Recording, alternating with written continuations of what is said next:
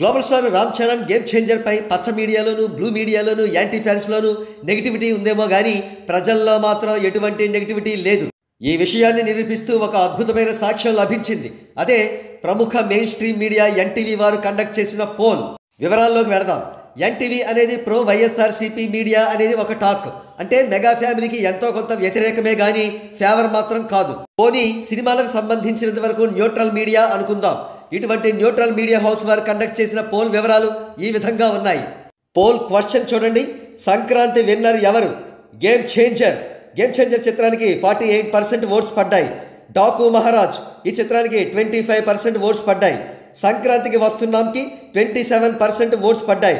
అంటే అగ్రస్థానంలో game changer ఎవరికి అందరంత ఎత్తులో 48% ఓట్స్తో నిలిచింది. సెకండ్ ప్లేస్ గోస్ టు సంక్రాంతికి వస్తున్నాం with 27% votes and third place goes to Daaku Maharaaj with 25%. Vote వేసిన వారి సంఖ్య తక్కువేమీ కాదు. ఏకంగా 57,000 మంది ఓట్స్ వేశారు. దీనిని బట్టి గేమ్ చేంజర్ చిత్రానికి ప్రజాదరణ ఎంత అద్భుతంగా ఉందో తెలుసుకోవచ్చు.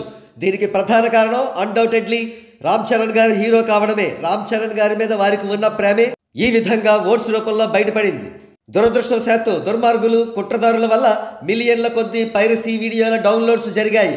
కొన్ని లక్షల మంది ప్రజలు గేమ్ చేంజర్ పైరసీ వీడియోలను చూశారు. అయినప్పటికీ వారిలో చాలా మంది గేమ్ చేంజర్ను థియేటర్స్లో చూడడానికి ఇష్టపడుతున్నారు.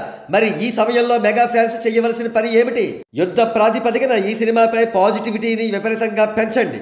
లాంగ్ రన్ ముగిసే నాటికి ఈ చిత్రం అనేక ఏరియాల్లో బ్రేక్ ఈవెన్ సాధించే అవకాశాలు ఉన్నాయని గుర్తించండి. Facebook, Instagram, Twitter accounts, WhatsApp groups, YouTube channels ఏ ఒక్క ప్లాట్ఫామ్ను కూడా వదలకుండా ఈ చిత్రంపై పాజిటివిటీని పెంచండి.